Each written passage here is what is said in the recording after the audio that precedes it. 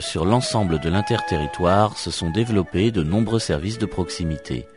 Les maisons communautaires, les points villages, les réseaux d'animation culturelle ou de loisirs et les services périscolaires. On a été à l'école d'un certain nombre de promoteurs aussi, notamment le plateau Picard. Donc c'est un petit peu ce constat d'une population en manque d'accès à des services qui existent largement en ville. Là, je vais vous présenter nos jeunes recrues qui constituent le centre, le pôle d'animation communautaire, avec notre vice-présidente qui est leur grande patronne. On est en train de préparer les petites vacances qui vont débuter le 27 octobre.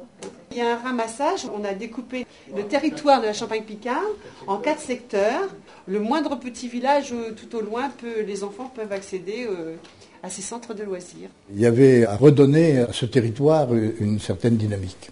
Les services de proximité, c'est tout ce qui peut intéresser la population dans ses besoins de vie, d'activité. Les hôtesses de ces points villages accueillent surtout des jeunes qui sont en recherche de formation, d'information, de connaissances, d'accès aux moyens modernes de communication. Donc ici, c'est avant tout un lieu favorisant la recherche d'emploi. Vous avez des offres d'emploi de la Marne et de l'Aisne.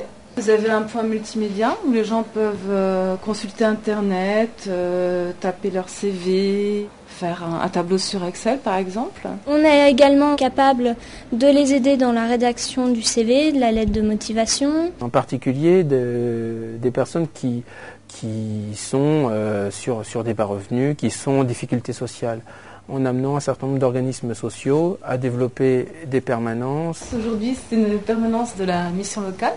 On fait l'accueil et suivi du public 16-25 ans. C'est peut-être des petites réponses qu'on apporte, mais au bout du compte, ce qu'on veut, c'est que les personnes qui viennent chercher quelque chose puissent repartir avec un autre renseignement, avec un autre service.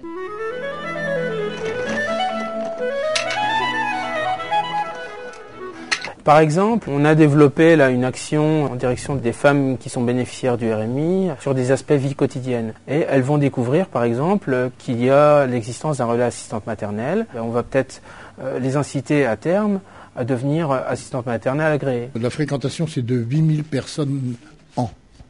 Depuis 5 ans maintenant, c'est presque le tiers de la population.